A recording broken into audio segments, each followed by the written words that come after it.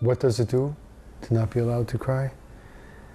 There's a wonderful saying, tears not shed by the eyes are shed by other organs.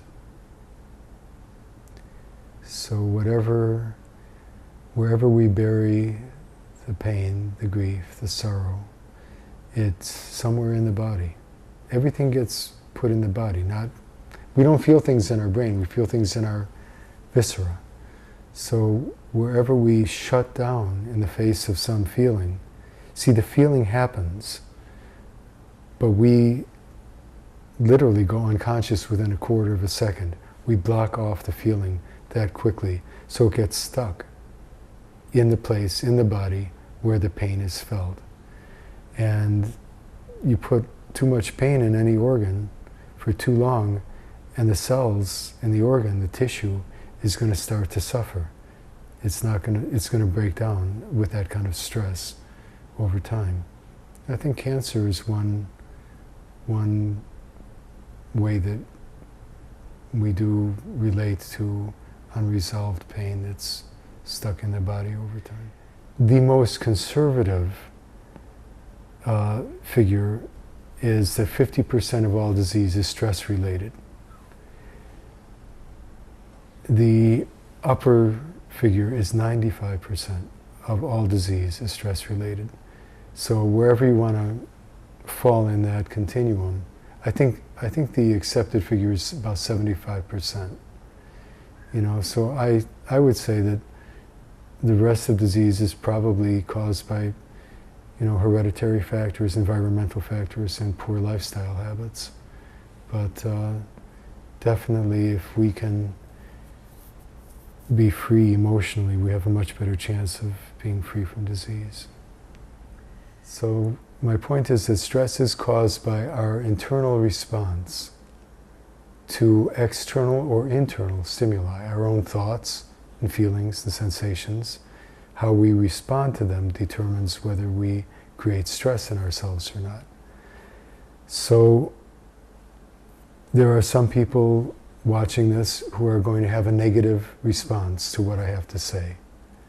And other people who are going to say, oh, that's really wise, or whatever they're going to say.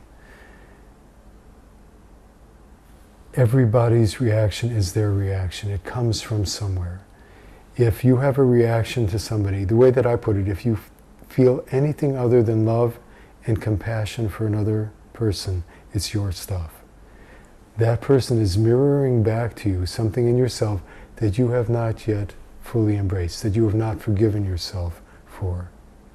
And that person, in a sense, is giving you an opportunity to heal that place in yourself that's unhealed, if we're willing, as some people I work with say, to take the medicine.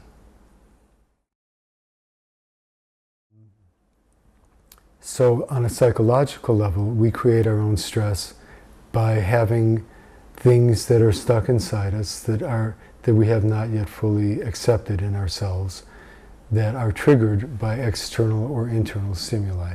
Like we all have an inner critic, right? How we relate to that inner critic, right, determines whether or not we're stressed. You can hear that inner critic's voice and say, thank you for sharing, right? And you'll have no stress. But if you fight it and it's a losing battle, you're going to have stress. If you believe it, you're going to have stress. The third level of stress reduction is what you might say transcends stress altogether. And that is that in this place that I call presence, you become the witness to what's happening. So you have a thought, you watch the thought come, you watch the thought go. You have no reaction to it. It's just passing through, right? You have a feeling, you let it come, you let it go. You have no reaction. The feeling will be felt, but it just moves on through. You have a sensation, you notice it, you feel it. Nothing is forever.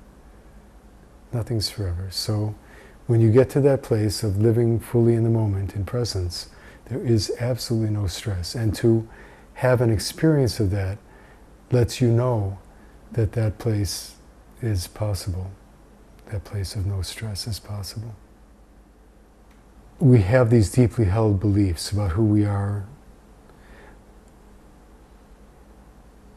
We create, time after time after time, a reality that supports that belief for the simple reason that if we lose that belief, we don't know who we are anymore. And that's more frightening than believing we are bad or, whatever self-restricting beliefs we carry with us, and all of us do. Unlovable, unworthy. To let those beliefs go means that, oh my God, who am I? And if I don't know who I am, how do I function in the world? So to see the belief means that you can start to work with it. But until you see it, it is unconsciously running the show, creating the feelings that create the stress that gets suppressed, that breaks the body down. So the higher up you can work on that hierarchy of human aspects, the deeper the healing goes and the more profound the healing can be. So in terms of beliefs, I don't know what the percentage is, and in my mind all that matters is that it's the beliefs that are unconscious that are screwing up the works. Whether it's 5% or 95%, they're the ones that we have to find to make conscious so that they're no longer running our lives and creating the suffering on any level of our being.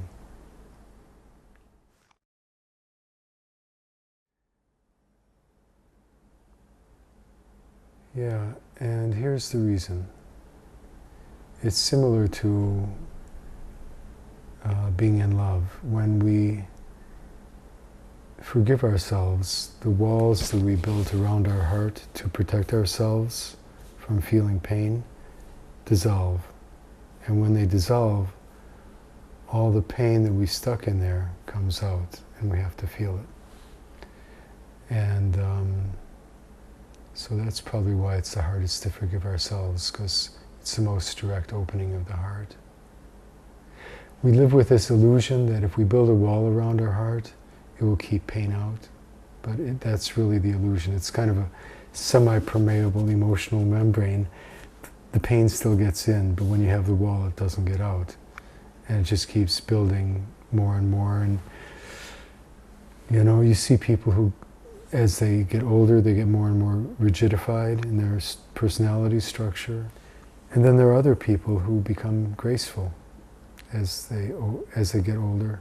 And those are the people I find that have been willing to experience their lives more fully, to experience the pain and the joy, the fear, the sorrow, the anger.